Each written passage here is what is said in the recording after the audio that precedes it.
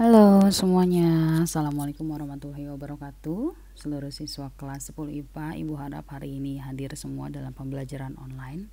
Jangan bosan ya, meskipun mungkin ada kemungkinan pembelajaran online kita nambah gitu ya beberapa hari. Terus semangat untuk semua seluruh siswa kelas 10 IPA. Oke nak, seperti yang Ibu sampaikan di hari kemarin bahwa hari ini kita akan belajar tentang Kingdom Animalia. Nah, setelah tadi kamu melakukan pretest gitu ya tentang Kingdom Animalia, gimana hasilnya? Masih bingung atau udah lumayan bisa? Nah, apapun hasilnya ya, kita akan bahas nih hari ini tentang Kingdom Animalia. Seperti yang sudah Ibu janjikan sebelumnya, kita udah baca kemarin, mudah-mudahan kalian pada baca ya. Jadi agak nyambung nih kalau Ibu cerita. Oke, jadi materi kita tadi judulnya adalah Kingdom Animalia.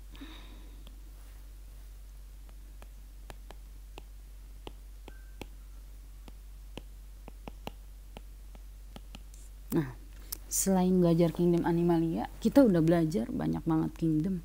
Apa kalian masih ingat? Nah, ada kingdom apa lagi? Plantae terakhir. Terus Fungi.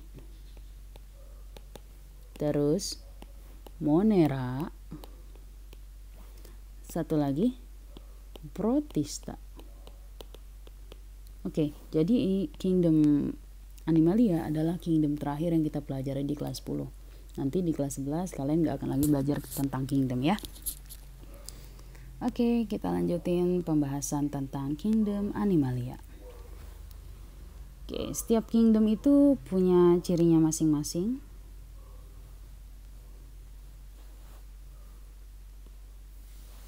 Untuk Kingdom Animalia, ciri-ciri yang pertama, 1. Bersifat eukariotik. Apa sih artinya eukariotik?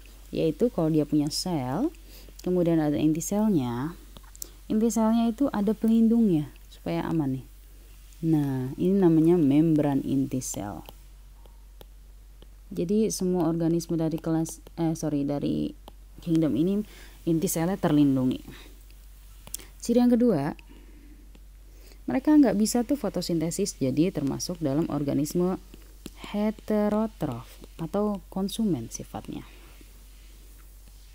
Yang ketiga, tubuhnya bukan satu sel lagi.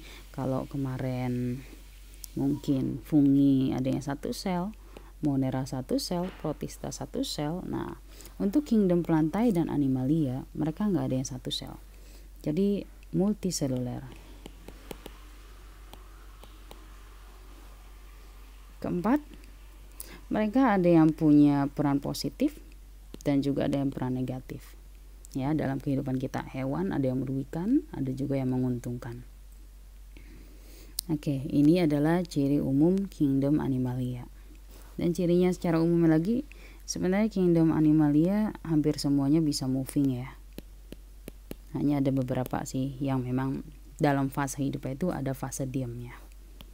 Itu. Oke, jadi ini ciri umum Kingdom Animalia, ada eukariotik, heterotrof, multiseluler, punya peran positif negatif dan juga moving. Ada juga yang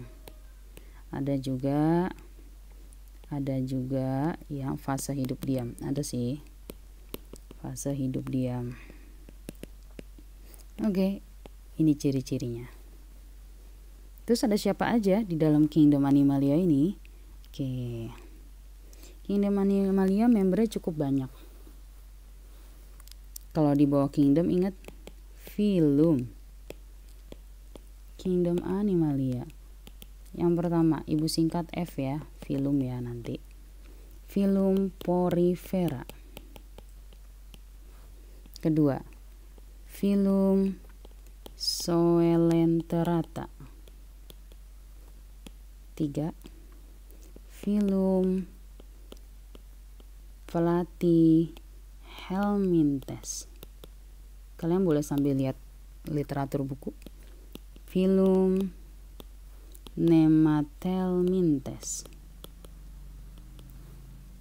Kemudian filum Annelida. kemudian filum Mollusca, kemudian filum Arthropoda,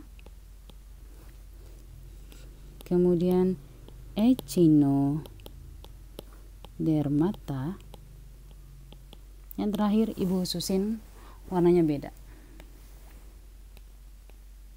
filum Chordata. So kenapa Ibu kasih warna beda di sini? Jadi untuk yang berwarna merah, oke, ini semua adalah hewan tidak bertulang atau tidak bertulang belakang. Tulang belakang apa sih? Nah, kalau misalnya di tubuh kita nih, di belakang punggung ya, sumbu tubuh kita itu ada tulang, namanya tulang belakang. Jadi hewan-hewan yang Ibu kotakin ini, filum ini adalah hewan tidak bertulang belakang gitu ya. Nah, satu-satunya dari kingdom Animalia yang bertulang belakang itu cuma satu, yaitu Chordata. Apa sih cirinya animal yang punya tulang belakang? Ya kalau misalnya hewan itu kamu bedah, kamu makan, kamu bakal nemu tulang, itu berarti hewan itu bertulang belakang. Simpelnya sih seperti itu. Oke. Selanjutnya Ibu mau cerita sedikit tentang ciri-cirinya. Yang pertama, filum Porifera. Porifera itu adalah sesuai namanya hewan berpori. Oke. Porifera contohnya adalah karang di laut. Termasuk contoh dari SpongeBob. Nah, ya ini jadi dia adalah hewan yang berpori-pori. Yang kedua, Coelenterata. Oke, Coelenterata contohnya itu seperti anemon laut. Kalau pernah lihat anemon laut di film-film ya, rumahnya ikan Nemo. Oke, ini adalah Coelenterata. Ya kayak tumbuhan sih, tapi sebenarnya anemon laut itu adalah hewan. Jadi jangan salah ya, karang itu bukan tumbuhan loh, hewan. Terus anemon laut juga hewan. Contoh lainnya dari anemon laut adalah si ubur-ubur. Nah, jadi ubur-ubur termasuk Coelenterata. Yang ketiga siapa? Contohnya yang ketiga Platyhelminthes.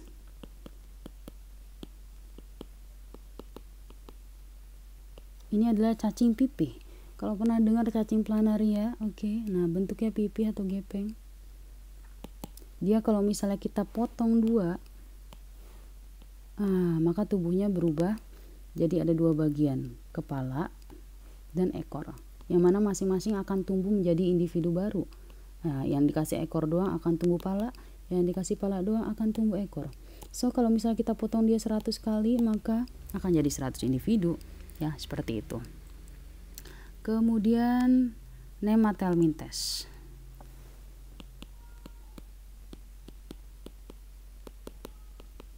Atau cacing benang. Ya, cacing benang. Jadi kenapa namanya cacing benang? Karena memang bentuknya tipis-tipis itu ya, cacing benang. Oke. Nah, ini contohnya kalau misalnya kita waktu kecil, kenapa sih kita kalau kecil main itu harus pakai sendal? Ternyata itu ada manfaatnya. Takutnya tubuh kita itu lewat pori-pori kakinya itu kemasukan cacing dari jenis si Nemathelminthes ya. Lanjut, masih kelas cacing yaitu Annelida. Oke, Annelida ini adalah cacing yang sering banget kita lihat. Cacing benar-benar dia worm gitu ya. Karena tubuhnya ada segmen-segmennya. Ini cacing tanah contohnya. Gampang banget. Kelas berikutnya adalah Mollusca. Mollusca. Mollusca artinya hewan bertubuh lunak.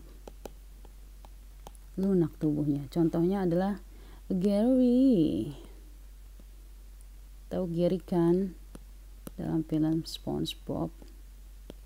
Ya, contohnya adalah keong. Contoh lainnya kayak cumi tuh ya, itu juga termasuk dalam kelompok Mollusca yang tubuhnya lunak. Lanjut, setelah Mollusca ada Arthropoda. Arthropoda atau hewan yang kakinya berruas-ruas. Contohnya adalah Spider-Man. Ya, kakinya itu kalau kamu perhatikan ada ruas-ruasnya gini, gitu ya. Namanya arthropoda. Hewan, poda itu artinya kaki. Arthro ruas atau buku-buku, berbuku-buku.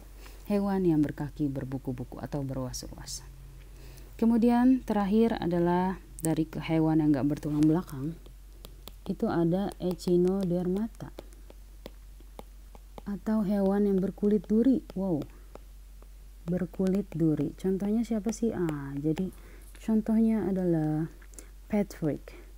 Patrick itu adalah bintang laut.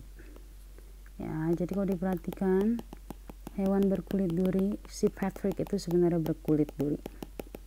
Echinodermata. Ya, jadi dalam Kingdom Animalia ini sebenarnya kita pelajarin keluarganya SpongeBob ya. Patrick gitu kan. Gary. Dan si SpongeBob sendiri. Kalau misalnya siapa? Mr. Crab. Nah, Mr. Crab masuknya ke sini, Mr. Crab. Mollusca juga di sini termasuk. Contohnya adalah kepiting.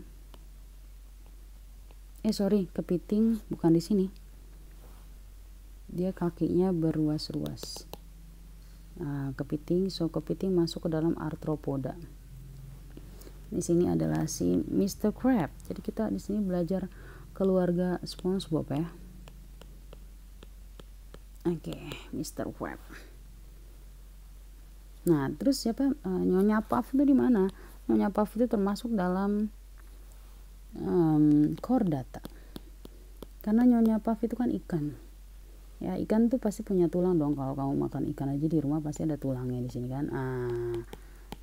Jadi contohnya ikan. Atau secara simpelnya ini 5 kelas, disingkatnya param. Paradam gitu ya. Pisces atau ikan, aves atau unggas, reptil, amfibi, kemudian mamalia. So, kelima kelas ini adalah hewan yang punya tulang belakang. Makanya dia termasuk dalam chordata. Jadi seperti itulah kurang lebih gambaran umum tentang tentang Kingdom Animalia. Ada filum chordata, ada filum Echinodermata, ada arthropoda, ada Mollusca, ada Annelida, Nemathelminthes, Platyhelminthes, Coelenterata, dan Porifera. Kenapa urutannya Porifera paling atas? Karena dia adalah hewan yang paling simple di antara semuanya. Begitulah cerita tentang Kingdom Animalia.